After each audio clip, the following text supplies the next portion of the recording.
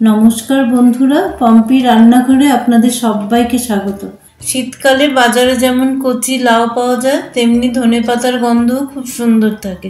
আমার আজকের রেসিপি লাউ দিয়ে মাছের মুড়ো দিয়ে ঘন্ট। চলুন তাহলে আমার সাথে আমার রান্নাঘরে যাওয়া যাক।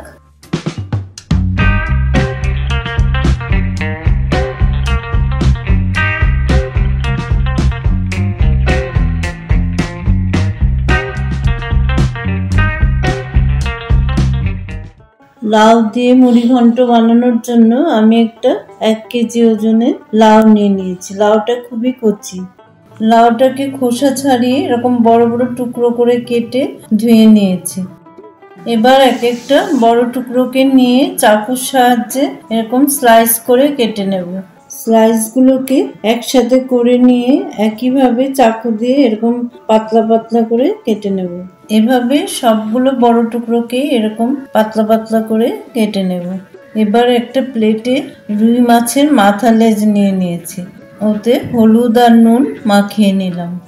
এবার একটা গ্যাসে কড়াই বসিয়ে দিয়েছি, তাতে 3 টেবিল স্পুন সর্ষের তেল দিয়ে দিলাম। তেলটাকে খুব ভালো করে গরম হতে দেব। তেলটা গরম হয়ে গেছে, তাতে একে একে মাছের মাথা আর লেজটা দিয়ে দিলাম। 2 মিনিট পর মাছের মাথা লেজগুলোকে উল্টে দিলাম ওপিঠ ভাজা করার জন্য। মাছের মাথা লেজগুলো খুব ভালো করে ভাজা হয়ে গেছে। এবার একটা প্লেটে তুলে নিলাম। কড়াইতে যে তেলটা ছিল তাতে আরো 2 টিস্পুন তেল দিয়ে দিলাম। এবার আমি একটা মশলার পেস্ট বানিয়ে নেব। একটা বাটিতে 1 টিস্পুন জিরে গুঁড়ো, 1/2 টিস্পুন হলুদ গুঁড়ো দিয়ে তাতে একটু জল দিয়ে একটা পেস্ট বানিয়ে নিলাম। এবার তেলের মধ্যে 2টো তেজপাতা, 3টে চেরা কাঁচা লঙ্কা আর 1/2 টিস্পুন মেথি ফোড়নে দিয়ে দিলাম। ফোড়নটা ভাজা হয়ে গেছে। এবার তাতে আগে থেকে করে রাখা মশলার পেস্টটা দিয়ে দিলাম। 1 টিস্পুন নুন দিয়ে দিলাম। এবার সবকিছুকে খুব ভালো করে মিশিয়ে দিলাম। মশলাটাকে কিছুক্ষণের জন্য কষতে দেব। আমি 5 মিনিটের মতো ঢাকা দিয়ে মশলাটাকে খুব ভালো করে কষিয়ে নিয়েছি। এবার তাতে 1/2 টিস্পুন চিনি দিয়ে দিলাম। সবকিছুকে খুব ভালো করে মিশিয়ে দিলাম। এবার আগের থেকে কুচিয়ে রাখা লাউটাকে দিয়ে দিলাম।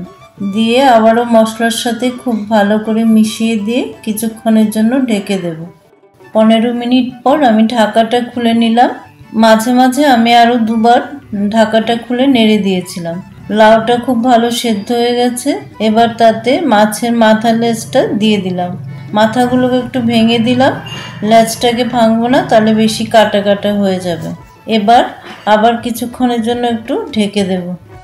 5 মিনিট পর ঢাকাটা খুলে নিলাম। এবার সব কিছুকে খুব ভালো করে মিশিয়ে দিলাম।